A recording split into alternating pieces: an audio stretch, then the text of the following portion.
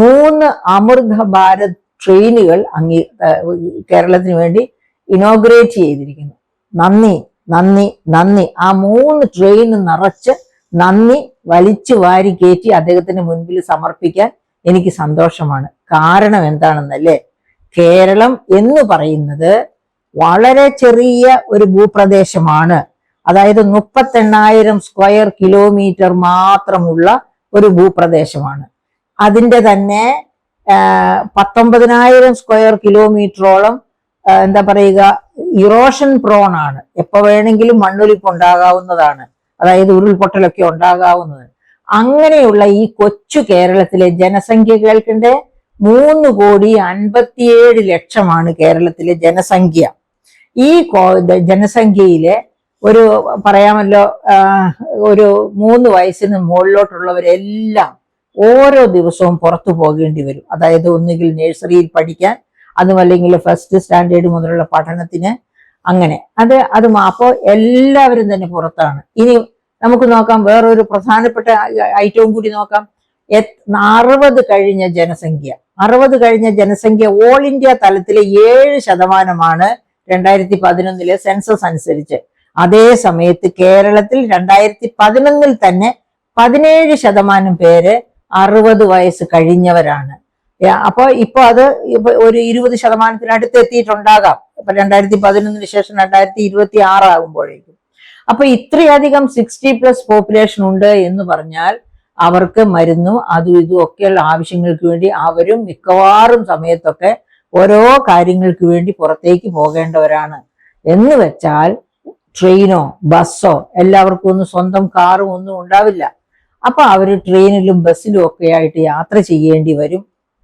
കേരളത്തിലെ ഈ ഡെൻസിറ്റി, അതായത് വലിയ പോപ്പുലേഷനുള്ള ചെറിയ സംസ്ഥാനം, അത് കാരണം കൊണ്ട് അത് മാത്രമാണോ? ഇത് കേരളത്തിലെ സംസ്ഥാനത്തിന്റെ പോപ്പുലേഷനാണ് ഞാൻ പറഞ്ഞത് കേട്ടോ. 45 ലക്ഷത്തോളം അന്യസംസ്ഥാന തൊഴിലാളികൾ ഇവിടെ ജോലി ചെയ്യുകയാണ്. അങ്ങോട്ട് മാറിയാലും ഇങ്ങോട്ട് മാറിയാലും അന്യസംസ്ഥാന തൊഴിലാളിയെ തട്ടിയിട്ടും തടഞ്ഞിട്ടും വേണം നമുക്ക് പോകാൻ.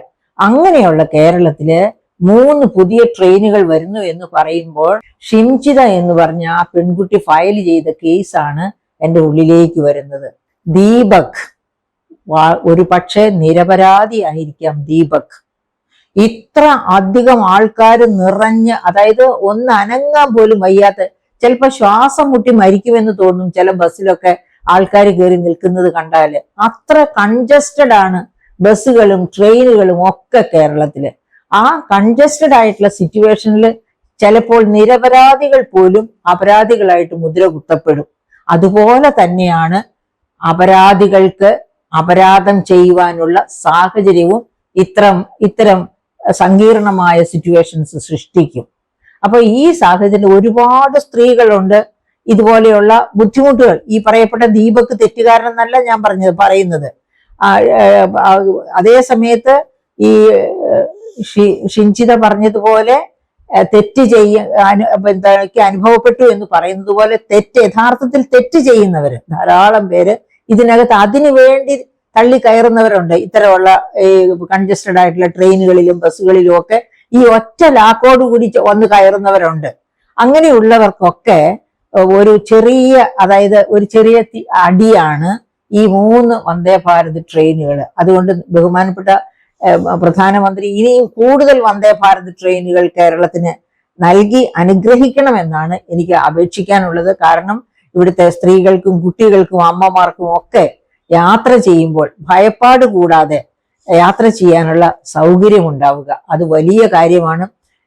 അതായത് ട്രെയിനിൽ ഇത്രയും ഒരു വലിയ പ്രഖ്യാപനം നടത്തിയതിന് ഞാൻ നന്ദി പറയുന്നു. കാരണം എന്താണെന്ന് വെച്ചിട്ടുണ്ടെങ്കിൽ BJP ഗവൺമെന്റ് ഭരണത്തിൽ വന്നതിന് ശേഷം 2015 അപ്പോയിന്റ് ചെയ്ത വിവേക് ദെബ്രോയ് കമ്മിറ്റി, ആ കമ്മിറ്റിയുടെ ഉദ്ദേശം തന്നെ കമ്മിറ്റിയുടെ ഉദ്ദേശം തന്നെ റെയിൽവേ റീസ്ട്രക്ചറിങ്, അതിന്റെ കോസ്റ്റ് എഫിഷ്യൻസി വർദ്ധിപ്പിക്കുക, വർക്ക് എഫിഷ്യൻസി വർദ്ധിപ്പിക്കുക, റീസ്ട്രക്ചർ ചെയ്യുക, ഇതൊക്കെയായിരുന്നു അതിന്റെ ലക്ഷ്യം. ആ കമ്മിറ്റി റിപ്പോർട്ട് എന്തൊക്കെ പറഞ്ഞിരുന്നു?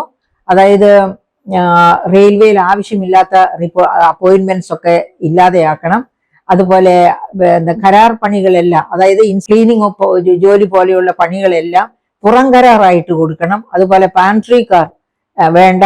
IRCTS പോലെ അതും പുറംകരാറാക്കണം. റെയിൽവേ ബജറ്റ് നിർത്തലാക്കണം. റെയിൽവേ ഡിപ്പാർട്ട്മെന്റിനെ ട്രാൻസ്പോർട്ട് ഡിപ്പാർട്ട്മെന്റിന്റെ ഭാഗമാക്കണം. ഇങ്ങനെയൊക്കെയായിരുന്നു ദെബ്രോയി കമ്മിറ്റി, അദ്ദേഹം ദിവംഗതനായി, അദ്ദേഹത്തിന്റെ കമ്മിറ്റി റിപ്പോർട്ട് ചെയ്തിരുന്നത്. അതുകൊണ്ട് റെയിൽവേ അതെല്ലാം നടപ്പിലാക്കിക്കൊണ്ടിരിക്കുകയത്. അങ്ങനെ നടപ്പിലാക്കി ഇതുകൂടി ബഹുമാനപ്പെട്ട പ്രധാനമന്ത്രി അറിയണം. റെയിൽവേയെ ഒരറ്റത്താക്കി അതായത് ഏഷ്യയിൽ ഏറ്റവും കൂടുതൽ തൊഴിൽ സൃഷ്ടിച്ചിരുന്ന പൊതുമേഖലാ സ്ഥാപനമാണ് ഇന്ത്യൻ റെയിൽവേസ്. 16 ലക്ഷത്തിലധികം തൊഴിലാളികൾ ഉണ്ടായിരുന്ന ഇന്ത്യൻ റെയിൽവേസ് ഇപ്പൊ ഒരുപാട് അപകടങ്ങൾ അടിക്കടി വരുന്നതൊക്കെ ലോക്കോ പൈലറ്റുമാരുടെ ഓവർ ടൈം വർക്ക് മുതലുള്ള ഒരുപാട് ബുദ്ധിമുട്ടുകൾ ഉള്ളത് കൊണ്ടാണ്. അതായത് ആ റീസ്ട്രക്ചറിങ് മാരകമായ ഒരു അടിയായിരുന്നു റെയിൽവേക്ക് ഏൽപ്പിച്ചത്. അതുകൊണ്ടാണ് അതായത് റെയിൽവേ ബജറ്റ് എടുത്തു കളഞ്ഞല്ലോ. ഒരുപാട് വേക്കൻസീസ് ലോക്കോ പൈലറ്റുമാരുടെ തന്നെ വേക്കൻസീസ് ഒരുപാട് ഒഴിഞ്ഞു കിടക്കുകയാണ്. അങ്ങനെയൊക്കെയുള്ള പ്രശ്നങ്ങളൊക്കെ റെയിൽവേക്ക് ധാരാളമായിട്ടുണ്ട്.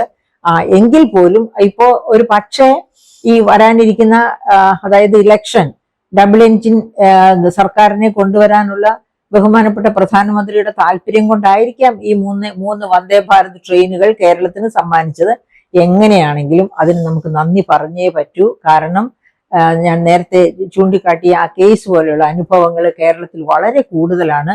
അത് കുറച്ചു കൊണ്ടുവരണം. അപ്പോഴാണ് പെൺകുട്ടികളുടെയൊക്കെ ജീവിതം കുറച്ചുകൂടി സുരക്ഷിതമാകുന്നത്. അത് മാത്രമല്ല, മാനമായിട്ട് ആണുങ്ങൾക്കും യാത്ര ചെയ്യാൻ കഴിയണം. കേരളത്തിലെ അനുദിന യാത്ര ഇതുപോലെ ഒരു പ്രഹേളികയാണ്. 42 വയസ്സുള്ള ദീപക്കും ഷിംജിതായും അവർ തമ്മിൽ ഒരു തരത്തിലും ഒരു പ്രശ്നവും ഇല്ലായിരുന്നിരിക്കാം. പക്ഷെ ആ മാതാപിതാക്കൾക്ക് അവരുടെ പുത്രനെ നഷ്ടപ്പെട്ടു. ഷിംജിതയാണെങ്കിലും ഒരുപാട് പേരാൽ വിമർശിക്കപ്പെടുന്നു. ഒരു പക്ഷെ ആ കുട്ടി പറയുന്നതിൽ എന്തെങ്കിലും കാര്യമുണ്ടോ, അതോ ഒരു കാര്യമൊന്നുമില്ല, പക്ഷെ ആ തിരക്കിനകത്ത് പെട്ടപ്പോൾ അങ്ങനെ ഫീൽ ചെയ്തതാണോ, നമുക്കത് പറയാൻ പറ്റില്ല. നമുക്ക് അറിയാൻ പറ്റും. ഏതായാലും ഒരുപാട് നിഷ്കളങ്കർ ക്രൂശിക്കപ്പെടുന്ന സാഹചര്യമാണ് ഇവിടുത്തെ യാത്രാക്ലേശം സൃഷ്ടിക്കുന്നത്. അതുകൊണ്ട് ഇവിടെ 3 വന്ദേ ഭാരത് ട്രെയിനുകളല്ല, അതിലേറെ കിട്ടാൻ അർഹതയുള്ളതാണ്. ഈ 3 വന്ദേ ഭാരത് ട്രെയിനോടൊപ്പം സിൽവർ ലൈൻ വരട്ടെ. അതുപോലെ മറ്റു ട്രെയിനുകളും മറ്റു യാത്രാ സൗകര്യങ്ങളും ഉണ്ടാകട്ടെ. റോഡുകളുടെ ശോച്യാവസ്ഥയൊക്കെ മാറി നല്ല റോഡുകൾ ഉണ്ടാകട്ടെ. അങ്ങനെയൊക്കെ കേരളീയരുടെ യാത്രാക്ലേശം മാറി മറ്റ് പ്രശ്നങ്ങളൊന്നുമില്ലാത്ത യാത്രാ സൗകര്യം ഉരുത്തിരിഞ്ഞു വരട്ടെ എന്ന് നമുക്ക് ആഗ്രഹിക്കാം.